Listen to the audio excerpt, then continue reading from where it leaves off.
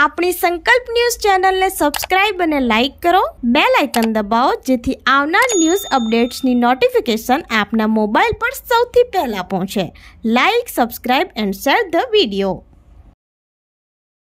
નમસ્કાર દર્શક મિત્રો, હું છું પૂજા ટંડેલ. સંકલ્પ ન્યૂઝમાં આપનું સ્વાગત છે. સમાચારની શરૂઆત કરતા પહેલા એક નજર આજના મુખ્ય સમાચાર ઉપર. ધરમપુર વાંસદા રોડ ઉપર પિકઅપ ટેમ્પામાં ગેરકાયદેસર 2 ભેંસ ભરીને લઈ જતા ચાલક ઝડપાયો.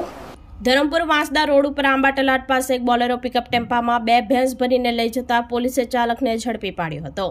મળતી વિગત અનુસાર આંબા તલાટ આંબલી ફળિયા પાસે Bolero pickup tempo number GJ15AV7185 ને પોલીસે અટકાવી હતી, જેમાં પાણી તથા ઘાસચારાની સુવિધા વગર 2 ભેંસ લઈ જતા પોલીસે ચાલકને પૂછપરછ કરી હતી, જેની પાસે પાસ પરમિટ માંગતા ન હોવાનું જણાવ્યું હતું, જેથી પોલીસે ચાલક મુરીદ ખાન મખન આલીસર રહેવાસી નાની ધોલ ડુંગરીને ઝડપી પાડ્યો હતો અને ₹3.11 લાખનો મુદ્દામાલ કબજે કરી વધુ તપાસ હાથ ધરી હતી.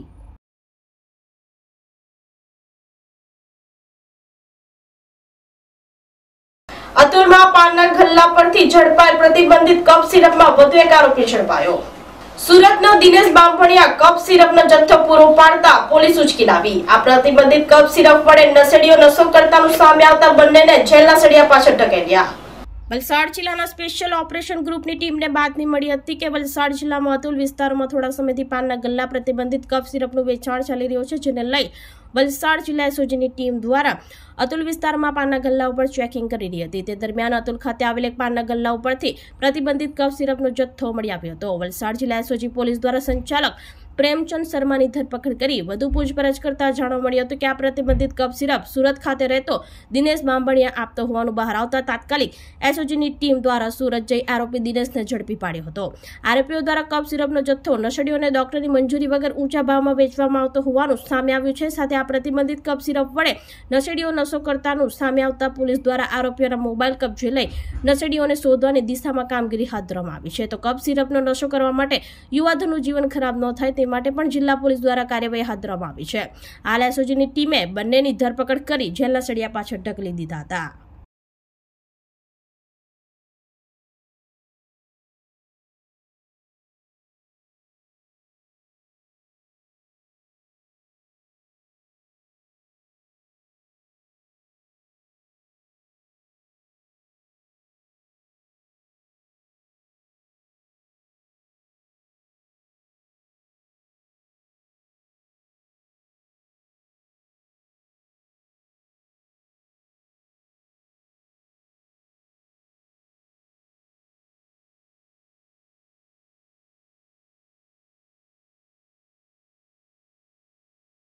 વલસાડ જિલ્લા પોલીસ એસઓજી પીઆઈ અર્જુનસિંહ રોઝને જે ચોક્કસ બાતમી એસઓજીની ટીમને મળેલી બાતમી આધારે રત્નાગીરી પ્લાઝા ફ્લેટ નંબર 303માં રહેતા પ્રેમચંદ શર્મા નામના વ્યક્તિના ઘરે કોડેન ફોસ્ફેટ, જેની કોમર્શિયલ ક્વોન્ટિટી કહી શકાય, જેમાં એક 5 ml ની અંદર 10 મિલીગ્રામ કોડેન ફોસ્ફેટ ક્વોન્ટિટી હતી, એવા કપ સિરપનો જથ્થો હોવાની ચોક્કસ બાતમી આધારે એ ઘરે રેડ કરવામાં આવી હતી અને આરોપી પ્રેમચંદ રામમૂર્તિ શર્મા પાસેથી 100 મિલીલીટરવાળી 115 બોટલો કોડેન કપ સિરપ, જે મેનકાઇન્ડ ફાર્માની મેગ્નાટસ સિરપ નામના બ્રાન્ડવાળી આ જે કપ સિરપની બોટલો છે, એના ઘરમાંથી કુલ 115 નંગ બોટલ્સ મળી આવી હતી.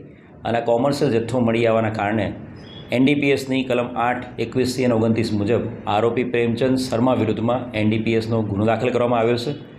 આ આરોપી પ્રેમચંદ શર્માની પૂછપરછ કરતાં આરોપી પોતે ગેરકાયદેસર રીતે છૂટક આ કપ સિરપનું વેચાણ કરતો હતો ઊંચા ભાવ આધારે, અને આ એડિક્શન ફોર્મિંગ ડ્રગ્સ છે, એટલે આ જે મેડિકેશન છે, જે બોટલ છે, એને એ એડિક્શન ફોર્મિંગ ડ્રગ તરીકે છૂટક રીતે ખાનગી રીતે વેચાણ કરતો હતો.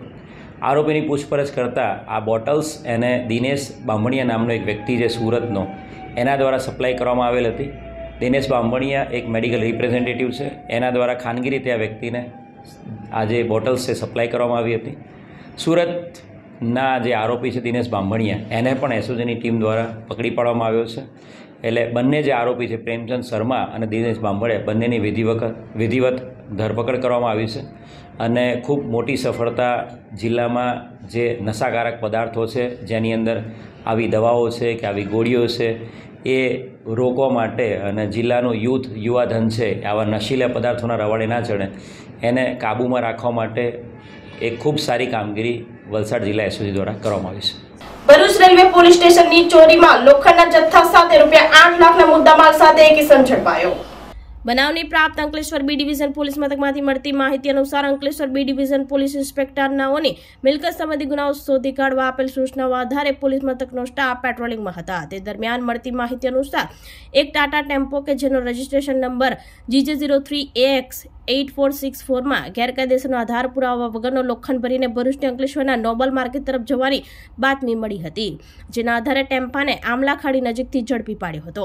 ડ્રાઈવર ભટારામ માદારામ લુહાર નાઓને ટેમ્પામાં ભરેલ ભંગાર વિશે પૂછપરછ કરતા કોઈ સંતોષકારક જવાબ આપ્યો ન હતો। લોખંડ બાબતે તપાસ કરતા પોલીસને જાણવા મળેલ કે આ ભંગાર ભરૂચ રેલવે પોલીસ સ્ટેશનને હદમાંથી ચોરી થઈ હોવાનું જણાવ્યું હતું, જેથી બી ડિવિઝન પોલીસે ભરૂચ રેલવે પોલીસને જાણ કરી આગળની વધુ તપાસ હાથ ધરી હતી।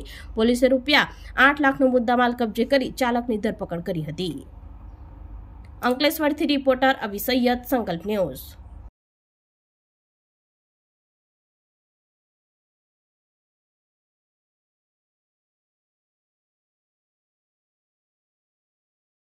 સેલવાસના દૂધની અને કૌચામાં કમોસમી વરસાદ સાથે કરા પડતા ગરમીથી ત્રસ્ત લોકોને રાહત મળી।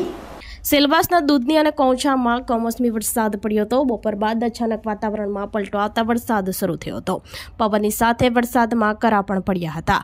બાળકો તેમની હથેળી પર નાના કદના કરા મૂકી વિડીયો વાયરલ થયા હતા। ગરમીથી ત્રસ્ત ગ્રામજનોને વરસાદથી રાહત મળી હતી। પવનના સુસવાટાને કારણે કેરીઓ પડી ગઈ છે। સેલવાસ શહેરમાં પણ બપોરે હળવા ઝરમર વરસાદ પડ્યો હતો, જાણે કોઈએ ગરમ ધરતી પર પાણી છાંટ્યું હોય। તાપમાનમાં ચોક્કસપણે થોડો ઘટાડો થયો છે, પરંતુ મુંબઈ અને મહારાષ્ટ્રના કેટલાક ભાગોમાં ભારે વરસાદ થયો હતો, પરંતુ નજીકના દમણમાં પાણીનું ટીપું પણ પડ્યું ન હતું। વરસાદની મોસમને હજુ 1 મહિનો બાકી છે, ત્યાં સુધી આવા તોફાનો આવતા રહેશે હોવાનું હવામાન વિભાગે આગાહી આપી હતી।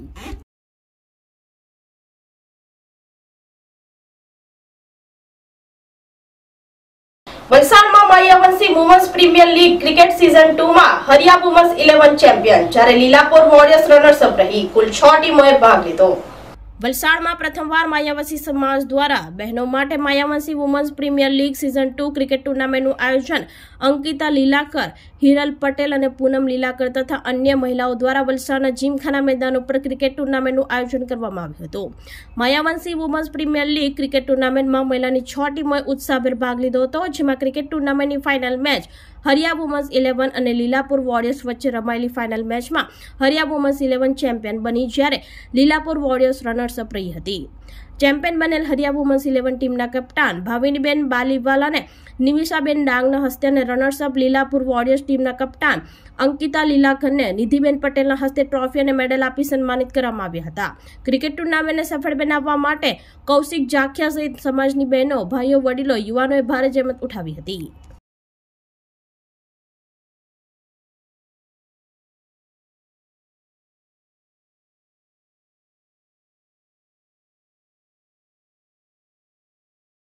ભરૂચની બાયપાસ ચોકડી પર એક હાર્ડવેરની દુકાનમાં અચાનક આગ લાગતા ભાગદોડ। ભરૂચ શહેરમાં ગત રોજ રાત્રિના અચાનક વાતાવરણમાં આવેલા પલટા બાદ વાવાઝોડા અને ગાજવીજ બાદ કમોસમી વરસાદ વરસ્યો હતો, જેના કારણે શહેરમાં આવેલા અનેક વિસ્તારોમાં વીજ પુરવઠો ખોરવાઈ જતા શહેરમાં અંધારપટ છવાઈ ગયો હતો। ત્યારે ભરૂચના બાયપાસ ચોકડી પર આવેલ હાફેઝ હાર્ડવેરની દુકાનમાં અચાનક આગ ભભૂકી ઉઠતા દોડધામ મચી ગઈ હતી। આગની જાણ સ્થાનિકોએ ભરૂચ પાલિકાના ફાયર ફાઈટરોને કરતા તેઓ ટીમ સાથે તાત્કાલિક સ્થળ ઉપર દોડી આવી ચારે બાજુ અંધારપાટ હોવા છતાંય ભારે જહેમત બાદ આગ ઉપર પાણીનો મારો ચલાવી કાબુ મેળવ્યો હતો। જોકે ઘટનામાં કોઈ જાનહાનિ નોંધાઈ ન હતી। ભરૂચથી રિપોર્ટર અવી સૈયદ, સંકલ્પ ન્યૂઝ।